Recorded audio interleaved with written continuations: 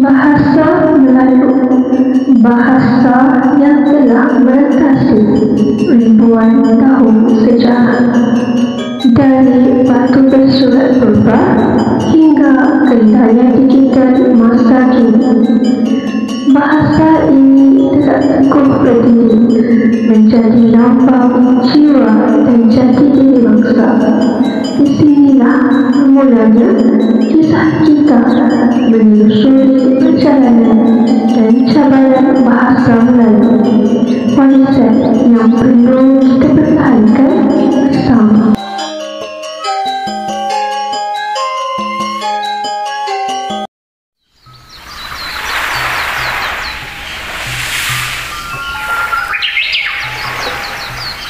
Tulisan Palava merupakan antara sistem tulisan tertua yang mempengaruhi perkembangan bahasa dan budaya di alam Melayu. Berasal dari selatan India semasa pemerintahan dinasti Palava sekitar abad ke-4 hingga ke-8 Masihi. Tulisan ini menjadi penghubung antara tamadun India dan Kepulauan Melayu. Tulisan Palava mula dibawa masuk ke Sumatera, Jawa dan semenanjung Tanah Melayu melalui hubungan perdagangan maritim, penyebaran agama Hindu-Buddha serta interaksi budaya antara India dan Kepulauan Melayu. Tulisan Palava digunakan secara meluas dalam prasasti awal kerajaan Melayu seperti Kedudukan Bukit, Talang Tuo, Hotel Kapur dan Karang Berahi. Prasasti ini mencatatkan peristiharaan raja, sumpah taat setia serta pengurniaan tanah oleh kerajaan Sriwijaya. Tulisan Palava menjadi asas kepada pembentukan tradisi intelektual dan peradaban Melayu. Melalui pengaruh India Selatan, tulisan ini memperkenalkan konsep penggunaan aksara secara formal dalam urusan pentadbiran, keagamaan dan memperluas fungsi tulisan sebagai alat penyimpanan ilmu. Tulisan Palava juga memperkenalkan istilah dan kosakata baharu hasil pinjaman daripada bahasa Sanskrit seperti raja, pustaka, agama dan bahasa. Tulisan Palava seterusnya menjadi model kepada tulisan Kawi yang kemudian melahirkan tulisan Jawi sebelum akhirnya berkembang kepada tulisan Romi yang digunakan hingga hari ini. Tulisan Palava memainkan peranan penting sebagai asas kepada pembentukan dan perkembangan identiti bahasa Melayu. Ia bukan sekadar sistem aksara tetapi tapak awal yang memperkenalkan masyarakat Melayu kepada konsep penulisan dan sistem tulisan. Tulisan Palava menjadi asas kepada evolusi sistem tulisan Melayu. Tanpa pengaruh tulisan ini, perkembangan tulisan-tulisan seterusnya seperti Kawi, Jawi dan Romi mungkin tidak berlaku dengan pantas. Selain itu, tulisan Palava menjadi bukti awal ketamadunan dan kebijaksanaan bangsa Melayu. Melalui pelbagai prasasti dan batu bersurat bertulisan Palava, dapat dilihat bahawa masyarakat Melayu purba sudah memiliki struktur pemerintahan, sistem kepercayaan serta nilai budaya tersendiri. Bukti ini menunjukkan bahawa bangsa Melayu bukan sekadar penutur bahasa tetapi merupakan masyarakat yang berilmu dan berperadaban tinggi sejak awal perkembangan sejarahnya. Selain itu, tulisan Palava berperanan sebagai penghubung antara bahasa Melayu dengan tamadun dunia. Melalui interaksi dengan bahasa Sanskrit dan budaya India, tulisan Palava memperkaya bahasa Melayu dengan perbendaharaan kata. Hubungan ini memperluas fungsi bahasa Melayu dalam bidang agama, pendidikan dan pentadbiran sekaligus meletakkan asas kepada perkembangan bahasa Melayu sebagai bahasa ilmu dan budaya antarabangsa. Tulisan Kawi berasal daripada perkataan Sanskrit iaitu kavi yang bermakna penyair, menggambarkan peranan tulisan ini sebagai medium kesusasteraan dan ilmu. Ia bukan sekadar aksara tetapi cerminan jiwa, dan pemikiran masyarakat Melayu kuno. Tulisan Kawi mula digunakan sekitar abad ke-8 Masihi oleh masyarakat Melayu kuno ketika zaman peralihan daripada penggunaan tulisan Palava. Tulisan Kawi berasal daripada sistem huruf Wangsi atau Wenji, iaitu variasi tulisan Palava yang berasal dari Coromandel, India Selatan. Pengaruh tulisan Kawi tersebar ke Asia Tenggara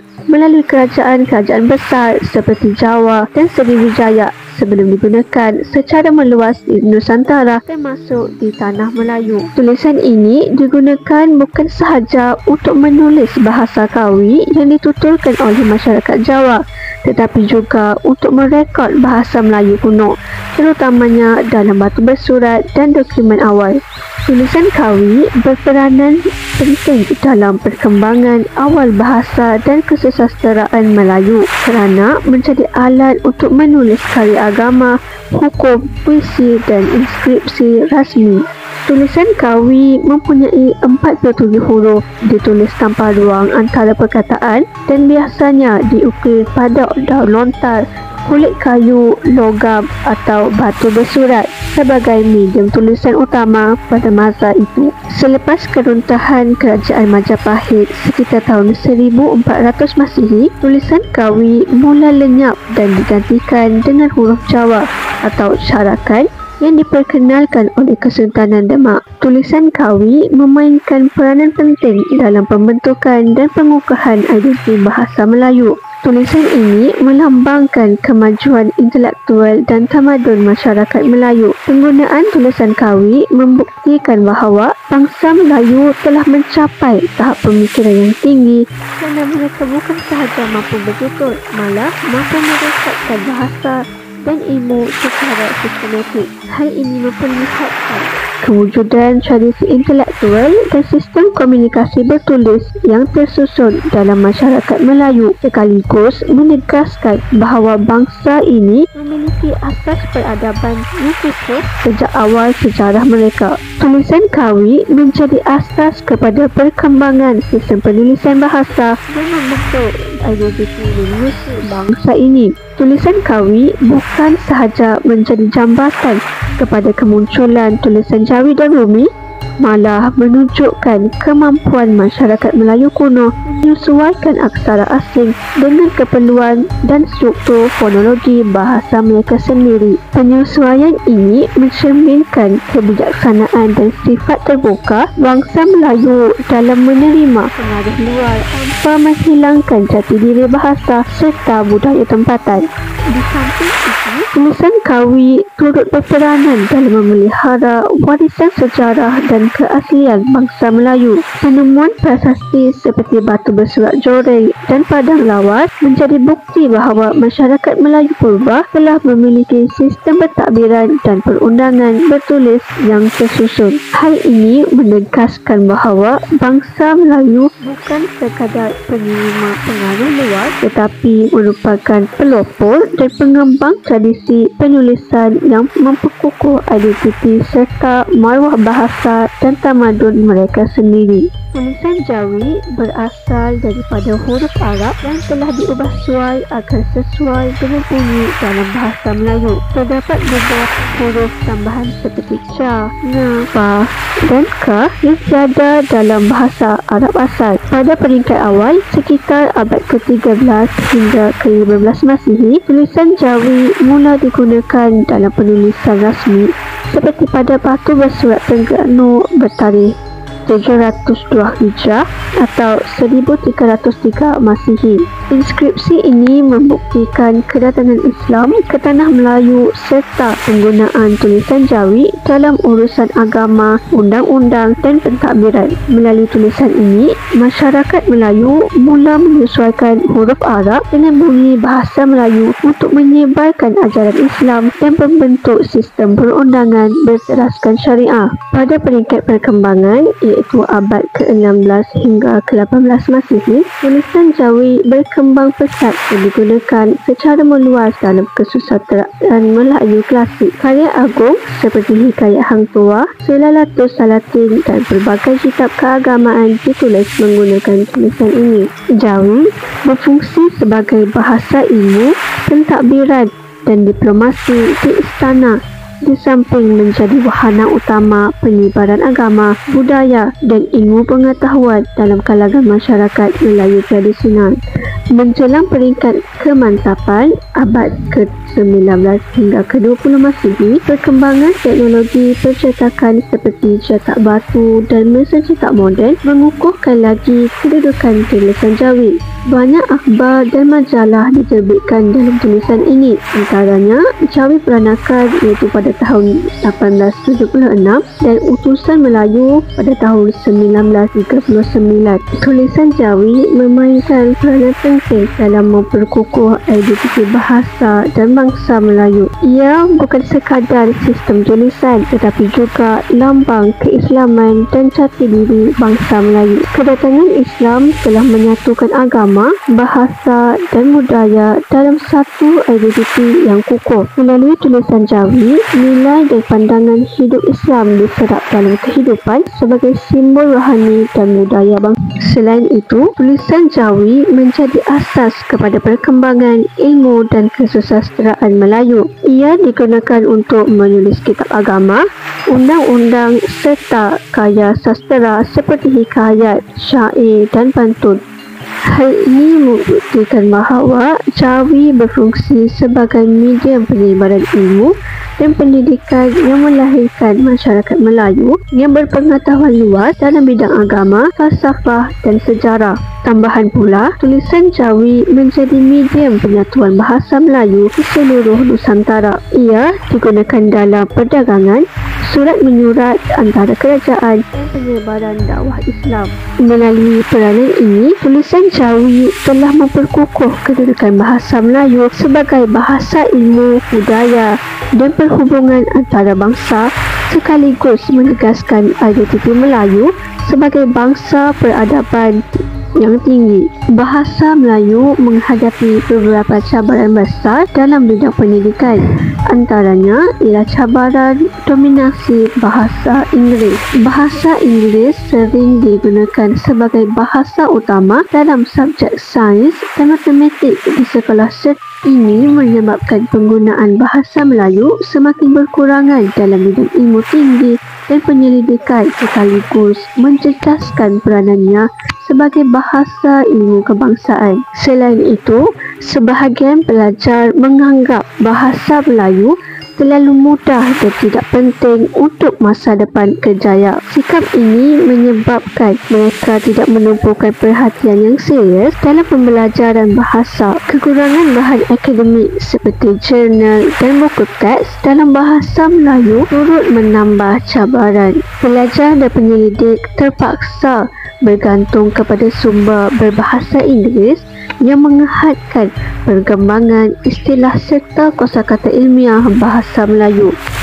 Selain itu, bahasa Melayu berdepan cabaran besar apabila bahasa Inggeris menjadi bahasa utama dalam urusan ekonomi. Bahasa Inggeris lebih meluas dalam sektor korporat, kewangan dan perdagangan antarabangsa kerana dianggap lebih praktikal dan sejagat. Hal ini menyebabkan bahasa Melayu kurang digunakan dalam laporan kewangan, mesyuarat perniagaan dan bahan latihan ekonomi. Banyak istilah ekonomi moden masih dikekalkan dalam bahasa Inggeris tanpa padanan tepat dalam bahasa Melayu. Keadaan ini menimbulkan cabaran untuk menjadikan bahasa Melayu sebagai bahasa ilmu ekonomi yang mampu bersaing di peringkat global. Syarikat-syarikat swasta lebih cenderung menggunakan bahasa Inggeris sebagai bahasa komunikasi kerana ingin menunjukkan imej profesional.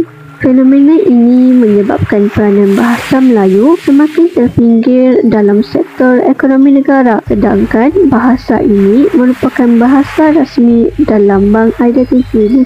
Jika keadaan ini berterusan, bahasa Melayu akan sukar berkembang dalam bidang ekonomi dan kewangan. Pencampuran kod merujuk kepada penggunaan dua atau lebih bahasa dalam pertuturan atau penulisan secara bergantian dalam satu ayat atau wacana. Fenomena ini semakin ketara dalam kalangan pelajar dan masyarakat bandar yang terdedah kepada bahasa Inggeris dalam pembelajaran dan media sosial. Pencampuran kod berlaku kerana penutur ingin kelihatan moden, lebih yakin serta memudahkan komunikasi dalam situasi tidak formal. Penggunaan campur kod antara bahasa Inggeris dan bahasa Melayu telah menimbulkan beberapa implikasi negatif terhadap penguasaan bahasa Melayu, khususnya dalam aspek tata bahasa, kosakata dan pendidikan. Dari segi tata bahasa, struktur ayat campuran boleh melemahkan kesedaran terhadap penggunaan bahasa yang betul. Ini menyebabkan pengguna sukar membezakan antara struktur standard dan yang dipengaruhi oleh bahasa asing, sekaligus menggantikan istilah Melayu baku dan menghalang usaha memperkaya perbendaharaan kata asli. Dalam aspek kosakata, campur kod mendorong penggunaan kata pinjaman Inggeris secara berleluasa. Dalam konteks pendidikan, pelajar cenderung menggunakan campur kod semasa pembelajaran yang mengurangkan penggunaan bahasa Melayu formal di dalam kelas.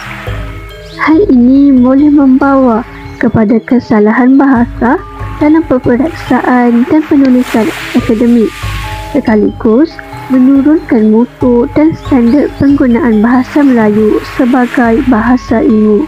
Campur kod mungkin kelihatan moden dan praktikal, tetapi jika tidak dikawal, ia boleh menghakis keutuhan bahasa Melayu sebagai bahasa ilmu dan budaya. Bahasa Melayu bukan sekadar alat komunikasi, tetapi nadi warisan, lambang jati diri dan cerminan ketamadunan bangsa.